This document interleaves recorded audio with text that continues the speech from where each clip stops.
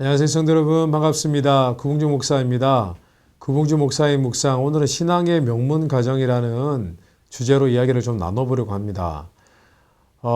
신앙의 명문 가정, 우리가 꿈꾸는 바지요. 부모님도 예수님 잘 믿고, 또 자녀들도 예수님 잘 믿고, 또 그 대대손손 예수님을 잘 믿는 그런 가정을 만드는 것, 또 그것이 하나님의 꿈인지도 모르겠습니다. 아니, 하나님의 꿈입니다. 하나님이 원하는 것입니다. 또 우리도 원하고요.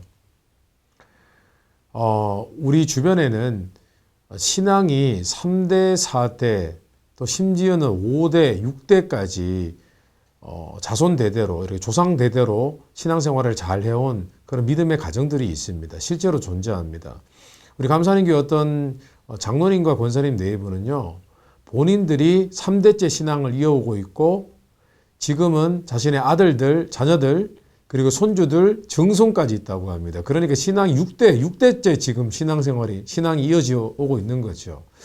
저는 그런 얘기 들을 때마다 너무 부럽습니다. 왜 그런 줄 아십니까? 그런 분들이 왜 부러우냐 하면은, 놀랍게도 그 신앙이 3대, 4대, 5대, 6대 이렇게 지나온 분들의 특징이 있어요. 막 뜨겁게, 그 중에서도 분명히 뜨겁게 목회자가 된 분들도 있고, 선교사님이 된 분들도 계시고, 또 교회의 직분자로서 열심히 섬기는 분들도 계시지만, 보통은 3대, 4대가 넘어간 그런 신앙의 가정의 자손들, 후손들은요, 굉장히 온유하고, 또 삶이 굉장히 윤택하고, 삶의 축복을 많이 받은 경우가 많습니다. 실제로 그렇습니다. 그분들은 오랜 신앙생활 가운데 집안에 신앙적인 어떤 문화가 자리 잡혀 있기 때문에 굉장히 건전합니다. 삶도 건전하고요.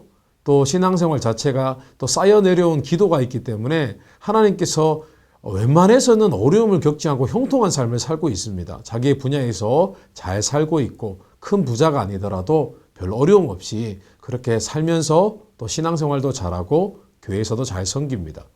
정말 성경 말씀에 신앙의 오랜 세월 동안 신앙생활을 해온 가정을 이렇게 지켜보면요, 정말 하나님의 약속이 살아있는 약속이구나. 진짜 하나님 말씀은 반드시 지켜지는 약속이구나. 그런 생각이 듭니다. 성경 말씀에 나를 사랑하고 나의 계명을 지키는 자들에게는 천대까지 복을 베푼다는 말씀이 있지 않습니까? 진짜 그 말씀대로인 것 같습니다. 최근에 한국에서는 교계에 굉장히 큰 유명한 목사님 한 분이 소천하셨습니다. 바로 부산 수영로 교회 담임이셨던, 지금 원로 목사님이셨죠.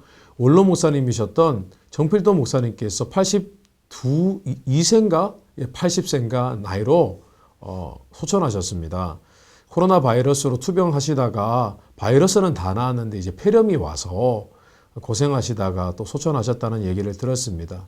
목사님께서 마지막에 천국 가시기 전에 산소 마스크를 벗고 본인이 교회를 위해서, 또 가정을 위해서, 후손들을 위해서 기도하시는 그 내용이 녹화가 되어서 유튜브에 떴길래 제가 봤는데 너무나 감동적이었습니다. 목사님 참 목회 잘하셨고요. 좀 더 살아계셨으면 좋으셨겠지만은, 그래도 또 하나님의 때에 또 부르심을 받아서 또 천국에 가신 줄 저는 믿습니다. 근데 정필도 목사님의 이 가정이 신앙의 명문 가정이라고 제가 알고 있습니다. 정필도 목사님의 여동생이 우리 교회 권사님이십니다. 우리 감사님교회 권사님이신데요. 제가 어느 날 이 가정에 대해서 이야기를 들었습니다. 정필도 목사님 가정은요, 1년에 한 번씩 신앙의 가정, 이 전 세대가 친척, 형제 다 모여가지고 함께 때로는 미국에서, 또 때로는 한국에서 며칠간 모여가지고 수련회를 한다고 합니다. 저는 그 얘기를 듣고 너무 신기했습니다. 근데 수련회를 하면은 이 형제들이 너무 많기 때문에 한 손주까지 합쳐서 60명 이렇게 모인다고 합니다. 완전히 그냥 작은 한 교회가 수련회를 가는 것과 똑같은 것이죠. 수련회를 가면은 그곳에서 기도회도 하고 말씀도 듣고 서로가 또 비전을 나누기도 하고, 그런데 또 수련회가 굉장히 쉽다고 합니다. 왜냐하면 정필도 목사님의 그 패밀리에서 나온 배출된 선교사님과 목사님들이 굉장히 많다고 합니다. 그래서 서로 돌아가면서 한 번씩 말씀을 전하고 그렇게 함께 모인다고 합니다. 그 얘기를 듣는데 얼마나 가슴이 벅차든지요.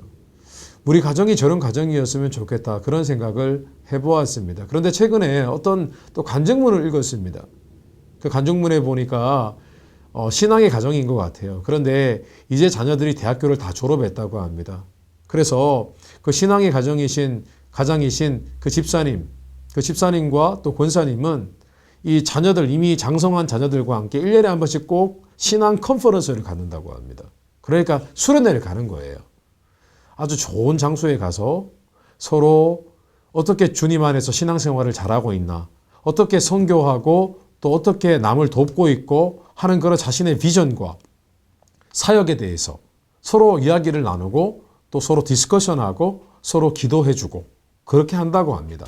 그러면서 다시 하나님을 향한 영적인 비전을 다시 새롭게 하고 서로를 중보하며 기도하는 가운데 또 가족끼리 서로 화합도 하고 그렇게 지낸다고 합니다. 그래서 제 마음속에도 그런 생각이 들었습니다. 아, 나도 이제 아이들이 완전히 장성을 해서 대학교 졸업하고 이제는 성인이 되면은 1년에 한 번씩 함께 가족여행을 가면서 반드시 하루나 이틀 정도는 서로 신앙을 점검하고 함께 서로를 위해 중보하고 기도하는 그런 시간을 가지면 좋겠다라는 생각이 들었습니다. 제게 작은 소원이 생겼습니다.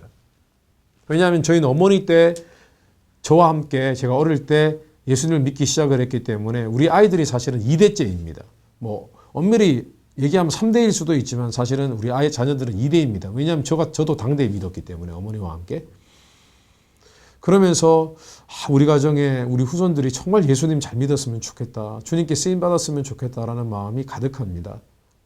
성도 여러분, 신앙의 명문 가정을 이루는 데는 우리도 노력해야 됩니다. 수고해야 됩니다. 뭘 원하십니까? 우리 가정에 자녀들이 잘 되는 것, 그냥 잘 사는 것, 부자 되는 것? 아니요. 예수 믿는 사람에게는 신앙의 명문 가정이 우리의 소원이고 기도 제목이 되어야 됩니다. 자, 그렇다면 어떻게 우리가 신앙으로 하나 될 수가 있겠습니까? 먼저 부모님이 모범을 보여야겠죠. 신앙의 모범을. 그리고 서로 시간을 내야 되겠죠. 그리고 서로 시간을 내서 그렇게 함께 기도할 정도면 가정이 화목해야 되지 않겠습니까? 저는 성도님들에게 도전을 드립니다. 신앙의 명문 가정을 이루는 것을 우리 인생의 목적으로 삼아 보십시오. 우리의 비즈니스에 큰 성공을 거두는 것이 아니라 정말 중요한 것은 우리가 교회든 우리의 가정이든 신앙으로 하나 되는 것입니다. 성도 여러분, 이미 소천하신 우리 정필돈 목사님 가정 생각해 보니까 우리도 만약에 형제들이 많고 또 자녀들이 많아가지고 한번 모이면 막 20명씩 모이고 30명씩 모인다고 한번 상상해 보십시오. 모여서 함께 서로를 위해서 막 붙들어주고 기도해주고 한 사람이 어려우면 도와주고 또 그들이 하나님 일을 할 수 있도록 후원해주고 와, 생각만 해도 흐뭇합니다. 감동적입니다. 성도들, 우리 신앙의 명문 가정을 함께 이루어갔으면 좋겠습니다. 그렇게 기도하십시오. 저도 그렇게 기도하겠습니다. 오늘 구봉주 목사의 묵상 여기까지 하겠습니다. 감사합니다.